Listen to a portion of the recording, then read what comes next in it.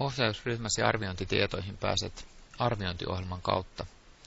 Kirjoita nettiselaimeen alla näkyvä osoite. Kirjoita käyttäjätunnuksesi ja salasanasi ja kirjaudu sisään. Valitse toisesta pudotusvalikosta opiskelijatiedot. Valitse ohjausryhmälistasta ohjausryhmäsi, ei siis mikään opetuskurssi, vaan keltaisella kansiokuvakkeella näkyvä ohjausryhmäsi. Tämän jälkeen napauta opintokortti. Klikkaa opiskelijan nimestä.